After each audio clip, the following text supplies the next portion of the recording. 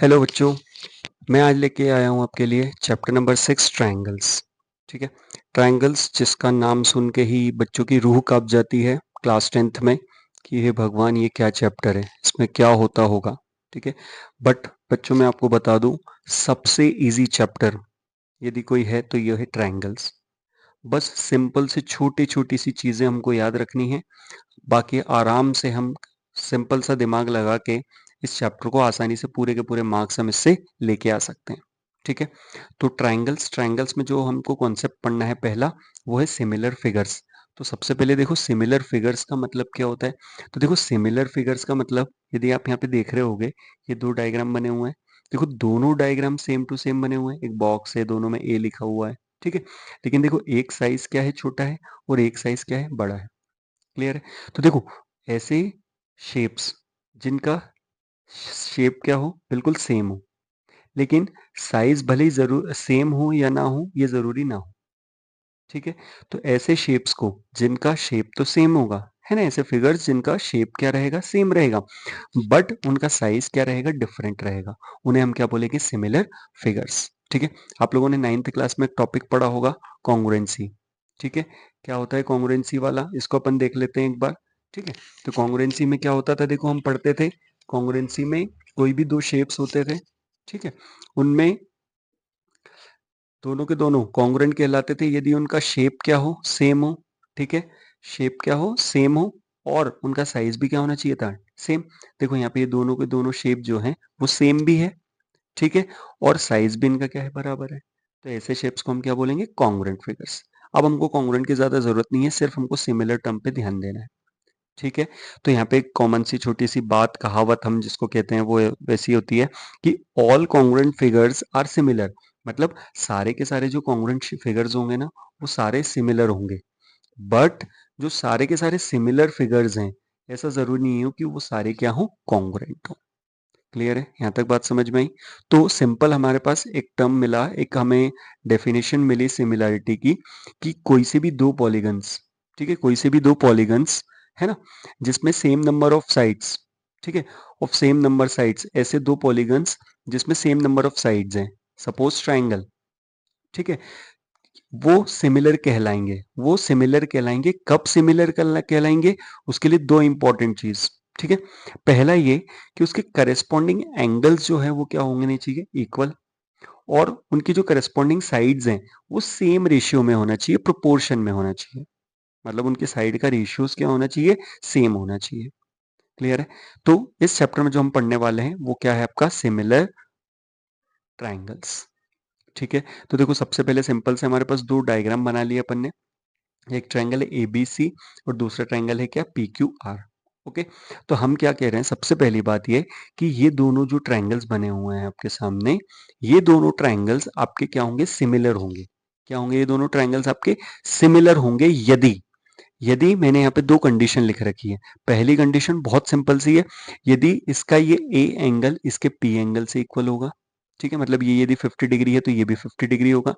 Angle B इसके angle Q के equal होगा, और एंगल सी इक्वल इसके एंगल आर के इक्वल होगा।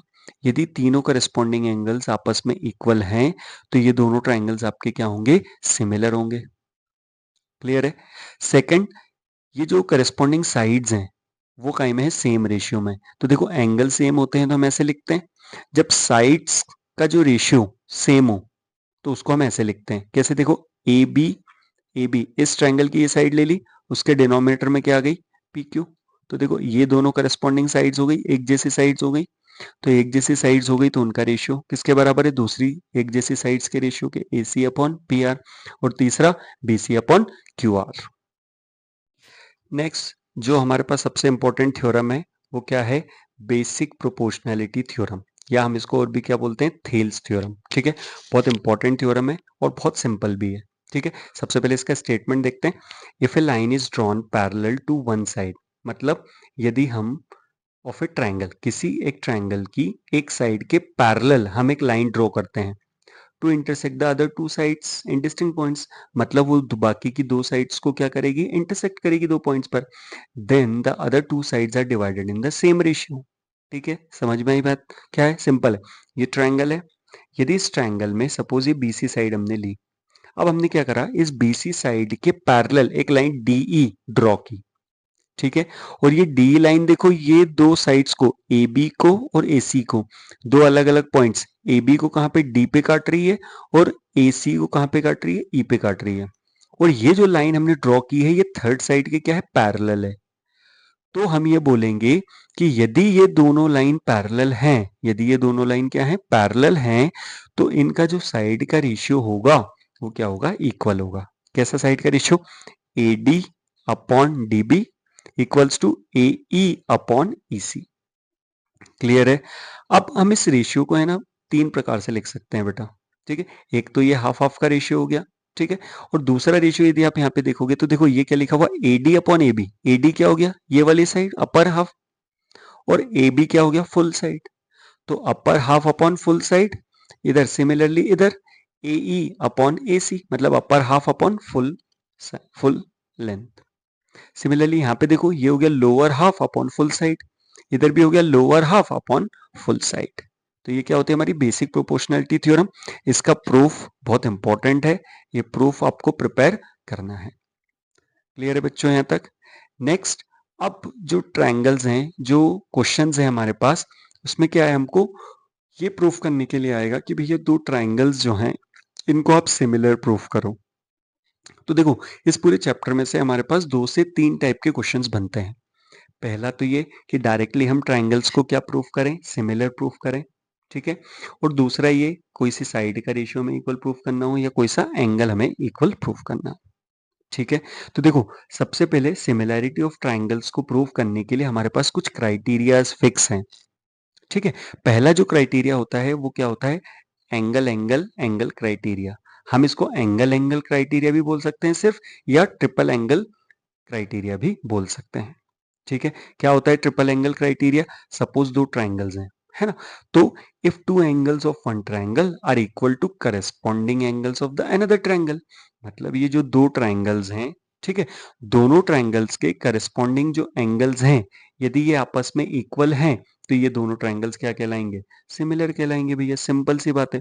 तो ट्राइंगल लिए ABC और DEF, ठीक है, इसमें देखो BAC EDF के इक्वल है और ABCDEF के इक्वल है, तो दो एंगल्स इक्वल हो गए, तो बस दोनों ट्राइंगल्स भी क्या हो गए, सिमिलर हो गए। कौन से क्राइटेरिया से, एंगल एंगल सिमिलैरिटी क्राइटेरिया से।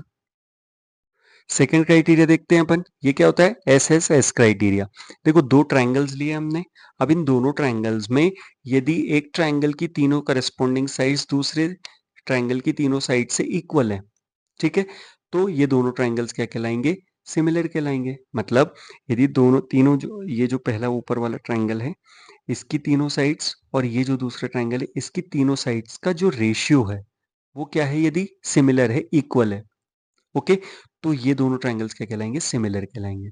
If in two triangle sides of one triangle are proportional to the sides of other triangle, ठीक है। तो देखो, ABC ट्राइंगल और DEF में BC upon EF, BC upon EF है ना, corresponding sides, AC upon DF और AB अपॉन DE, यदि ये साइड्स का रेशियो आपस में इक्वल है, तीनों साइड्स का रेशियो, तो ये दोनों ट्राइंगल्स क्या कहलाएंगे, सिमिलर कहलाएंगे। कौन से क्राइटेरिया से, SSS सिमिलैरिटी क्राइटेरिया से। क्लियर है बेटा यहाँ तक। नेक्स्ट जो हमारे पास लास्ट क्राइटेरिया है वो क्या है, SAS क्राइटेरिया, ठीक है। क्या होता है, ये बहुत इंपॉर्टेंट क्राइटेरिया है जिसको ध्यान से सुनना है आपको, ओके। तो देखो, SAS क्राइटेरिया क्या है, हमने दो ट्राइंगल ले लिया, ठीक है। अब इन दोनों ट्राइंगल में देखो तीन एंगल्स और तीन साइड्स हैं, तीन एंगल्स हैं और तीन साइड्स हैं। तो SAS क्राइटेरिया क्या कहता है कि इफ इन टू ट्राइंगल्स, ठीक है, two sides of one triangle are proportional to the sides in another triangle and the included angle in both are equal, then the two triangles are similar। मतलब ये कि यदि suppose हम मान लें कि इस ट्रायंगल का ये एंगल और ये एंगल, एंगल E और एंगल B यदि इक्वल है, यदि एंगल B और एंगल E इक्वल है, या फिर मैंने जो एग्जांपल लिखा है उसी से समझा देता हूँ। तो ये जो ABC और DF ट्रायंगल में यदि ये एंगल A, ठीक है, एंगल A जो है वो एंगल D के इक्वल है, तो देखो ये जो A एंगल है इससे कौन कौन सी साइड बन रही है, AB बन रही है और AC बन रही है, ठीक है। तो देखो ये AB और AC, और एंगल D से कौन सी साइड बन रही है, DE और DF, तो डी साइड कौन सी होगी, डीई और डीएफ। इसका मतलब ये हुआ कि जो एंगल इक्वल है उसी एंगल को इंक्लूड करने वाली दोनों साइड्स, ठीक है, जो एंगल इक्वल है उसी उस एंगल को, उन एंगल्स को जो दो दो साइड्स बना रही है, उन्हीं साइड्स का रेशियो भी क्या होना चाहिए, इक्वल होना चाहिए। तब जाके क्राइटेरिया कौन सा लगेगा, साइड एंगल साइड क्राइटेरिया। ठीक है, क्लियर है। नेक्स्ट अब कुछ क्वेश्चंस देख लेते हैं एग्जांपल, ठीक है, जिससे कि थोड़ा सा कॉन्सेप्ट क्या हो जाए, क्लियर हो जाए आपका। तो देखो मैंने यहाँ पे सिंपल से सबसे पहले बीपीटी थ्योरम पे, बेसिक प्रोपोर्शनलिटी थ्योरम पे एक न्यूमेरिकल एक क्वेश्चन दिया हुआ है। देखो यहाँ पे ये डायग्राम दिया हुआ है, इसमें हमसे ये बोला है कि ये जो डीई लाइन है, ठीक है, डीई लाइन इस बीसी लाइन के क्या है, पैरेलल है। तो देखो DC line DE line BC के पैरेलल है, और हमको देखो बोला एडी 1.5 है, डीबी 3 है, और एई 1 सेंटीमीटर है, तो ईसी हमको फाइंड करना है। और हमको गिवन है कि पैरेलल है डीई लाइन बीसी के। तो देखो जैसे हमने देखा कि ये दोनों पैरेलल हैं, तो बीपीटी थ्योरम से इनके साइड के रेशियोज क्या होंगे, इक्वल। तो हमने यदि पैरेलल है तो हमने डायरेक्टली रेशियो इक्वल लिख लिया, एडी अपॉन डीबी और ए अपॉन ए सी। तो देखो एडी की वैल्यू 1.5 रख दी, डीबी की वैल्यू कितनी है 3, ए की वैल्यू कितनी है 1, और ईसी की वैल्यू कितनी है, हम जो हमको फाइंड करना है। तो ईसी को इधर शिफ्ट कर दिया, 3 इधर आ गया, 3 1 जा 3, और 1.5 डिनोमीटर में आ गया, तो ये कितना आ गया 2। क्लियर है। यहाँ पे देखो ये जो कुछ एग्जांपल्स हैं, इसमें देखो पहला वाला जो क्वेश्चन है, इसमें देखो ये एंगल 60 डिग्री है, ये एंगल 60 डिग्री है, तो देखो एंगल इक्वल है। अब यदि ये एंगल इक्वल है तो इस एंगल से बनने वाली साइड 2AB और BC, ठीक है, AB और BC क्या आ जाएगा, देखो 2 और 3 ये साइड है। अच्छा, इस साइड के करस्पॉन्डिंग ये वाली साइड ले सकते हैं, तो ये क्या हो जाएगा 2/6, और ये वाली साइड क्या ले लेंगे 3/9। तो देखो 2/6 यदि हम कैंसिल करेंगे तो 1/3 आ जाएगा, और ये भी क्या जाएगा 1/3। तो देखो ये एंगल 60-60 सेम है, और इनके साइड का करस्पॉन्डिंग साइड का रेशियो भी क्या है, इक्वल है। तो यहाँ पे ये कौन से क्राइटेरिया से दोनों ट्रायंगल सिमिलर हो गए, ऐसे एस क्राइटेरिया से। सिमिलरली सेकंड वाले क्वेश्चन में देखो ये एंगल कितना है 70 डिग्री, ये एंगल कितना है 70 डिग्री, ये एंगल कितना है 30 डिग्री, ये एंगल कितना है 30 डिग्री।